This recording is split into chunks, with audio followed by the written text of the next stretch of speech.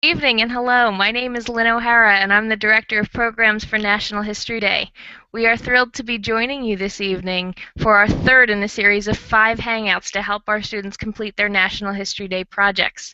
What I'd like to do is just say hello and give a little shout out to everyone who's hanging out with us live this evening. First off, from Washington State from the West Coast, say hello to Mark Vesey. He's our Washington State NHD Coordinator. We have 2 schools hanging out live with us. First off, students from Salem Middle School in Salem, Indiana, with their teacher, Mrs. Deb Fry, and students from West Catholic High School in Philadelphia, Pennsylvania, with their teacher, Miss Nicole Roper. And our guest presenter for this evening is Mr. Brian Horrigan. He is an exhibit designer, and you'll hear more about him in a little while. At the moment, what I'd like to point out is our hashtag right below me. The hashtag is NHD Hangouts with an S on the end. We are hoping to get lots of student questions. If you're watching live, student, teacher, parent, coordinator, and you have a question about exhibits and exhibit design, please tweet those to us. We're going to get as many of your questions in live in the next hour as possible. At this point, I'd like to turn the program over to Karen Kenton from the National Endowment for the Humanities. Thank you, Lynn, and thanks to all our guests for hanging out with us tonight. We're going to have a wonderful evening. Before we get started, I just wanted to say a few brief words about the National Endowment for the Humanities. The NEH is a federal agency that funds research, preservation, and education in the humanities. And what I mean by that is history, literature, philosophy, among other fields of study. NEH was founded in 1965 because Congress recognized that history matters. And here at NEH, we recognize that National History Day matters. We've supported History Day since its founding. We continue to sponsor the first place medals, the NEH Scholar Medals, at the national competition. And we offer a special prize across all History Day submission formats for excellent use of historic newspapers found in Chronicling America. Chronicling America is a free online database which includes over 6 million digitized public domain newspaper pages. NEH's Edcitement team is proactively working to support educators and students.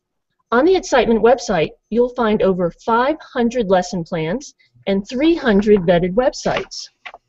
Also, Edcitement created 3 special features just for students working on National History Day projects relating to this year's theme of rights and responsibilities. You'll find lesson plans and a collection of reviewed websites that can add greater insight into your topic. And you'll find a lesson introducing you to Chronicling America database and how to use it most efficiently for your research. And you'll find tips and techniques for searching Chronicling America for articles relating to rights and responsibilities. As Lynn mentioned, I work in NEH's Division of Public Programs. Projects we fund will sound very familiar to History Day students. We fund documentary films, websites, and museum exhibitions, including the one featured tonight, 1968, which was developed by the Minnesota History Center and curated by tonight's special guest, Brian Horrigan. NEH is proud to support 1968.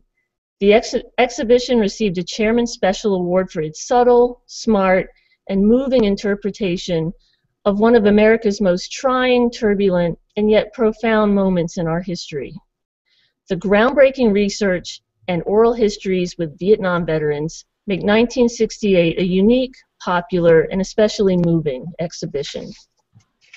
We are very fortunate to have Brian Horrigan with us to share his expertise. Brian has been an exhibition curator at the Minnesota History Center since 1990. He has been responsible for many major exhibitions, including 1968. He also teaches at Hamline University and is currently completing a book about Charles Lindbergh. Welcome, Brian. Thank you. Hi, everybody. Hi, thank you so much for joining us this night, this evening. What It's I my wanted to first do, time. this is exciting. A I'm lot of our nervous. students are at the point where they've done a lot of research and they know a lot about their topic, but they're trying to figure out what they need to do to start creating a museum exhibit. Hmm. So I wanted to see if you could talk a little bit about what the kinds of big ideas that you keep in mind when you start to plan a museum exhibit. Well, it's funny that this should be happening today because just this afternoon I'm working on another new exhibit for opening in April 2015, so more like 15 months away. But we are already exchanging between me and my exhibit designer. We're exchanging today floor plans back and forth. He's given me a floor plan. I marked it up. I circled things. I scribbled all over it. I sent it back to him. He said, "This is great." He cleaned it up, made it look pretty, and I was struck as I was thinking about it, thinking about this hangout tonight, that's the kind of thing I think is really critical for starting as early as possible, and I can't emphasize that enough. Uh, as I said, we are more than 15 months out from opening this exhibition, and it's a modest exhibition. It's not a huge 5,000 square foot project, but my designer and I are already really developing the space and the content, thinking about it in terms of the plan. So planning, planning, planning. I can't emphasize that enough. I know it's kids. I tell this to students all the time, but just get out there and start throwing things against the wall and see if they stick. Can you talk a little bit about what makes a museum exhibit unique as compared to, say, a documentary or a paper? A little bit about things that a student would need to consider because their exhibit has to kind of stand on its own. So what kinds of things do they need to think about in terms of how a viewer will experience an exhibit differently than other types of projects?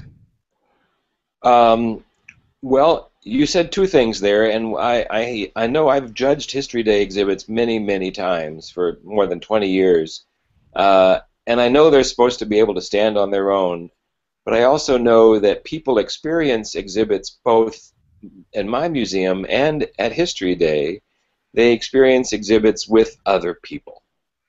And do you still have, somebody have slides? I have a slide about, I think, that I was going to talk about an exhibit as a social experience.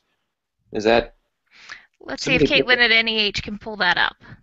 Uh, But why don't you keep talking? It might take us a couple seconds to get it up. Sure. These days when I go to museums, I always have my smartphone with me. Everybody takes pictures all the time. These days, I take pictures if I'm allowed to, even sometimes when I'm not allowed to. I'm very sneaky. I take pictures of people looking at the exhibitions. I don't take pictures of just the artwork or the objects. I want to see the body language. I want to see what people are doing. I want to see how they're clustering together. I want to see them talking to each other, because that is the experience of the exhibition. It's a social experience. It's primarily a social experience. I know that this may sound a little strange to History Day students who are working really hard on kind of graphic design and words and images and what's the subject. Those are the most important things to History Day students right now, but you also have to think of the exhibit as an end product. It's sitting there on that table. It's having a physical, three-dimensional reality. People are coming around and talking about it with each other, teaching each other, and that's exactly what museum people have to plan for. People in exhibits teach each other as much as the exhibit teaches you. Does that make any sense? Absolutely. I think that you bring up a good point about thinking about your audience. Do you plan exhibits based on certain types of audiences? How do you consider your audience in creating an exhibit? We absolutely think about exhibits, and when we think about audiences, when we think about exhibits, and that's the first thing. That's the second thing, and it's the third thing we think about. I have a slide to that effect too. I don't know whether we're going to see slides or not. But audience, audience, audience. It's like, you know, real estate agents are always saying location, location, location, the most important things about buying a house. Well, the most important things about doing an exhibit is your audience. Who is it for? What are they going to get out of it? Be kind to them. Think about them. Don't overwhelm them. Ask yourself, who is this for? Now, in History Day, your audience, your number one audience is your judges, right? You want them to be able to get your message as quickly as possible, as concisely as possible, as persuasively as possible. You really are, it's a really outwardly directed, focused on the learner, that's the person standing there. You don't want to prove that you know everything in the world. You want to think about the visitor, and you've got visitors to History Day exhibits, just like I have visitors to my museum. It doesn't exist as a little academic or graphic exercise. It's a real thing in real space and real time, just like my exhibits. And you've got to think about it in those terms. I think you make a good point that you have to kind of grab the audience and you've got to hook them in. And I think one of the challenges with an exhibit is to make it visually appealing, to get someone's attention, to make them stop and want to read and learn and engage with the piece of work.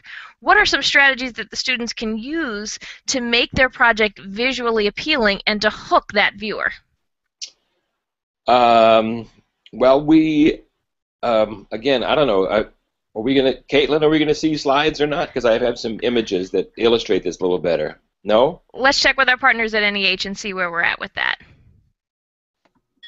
We're having a few technical issues, but okay. We're hoping to share them. We've also sent them to you, Lynn. Okay. At the end of our Q&A session, I'll try to pull those up as well. As I said, I've judged History Day a lot.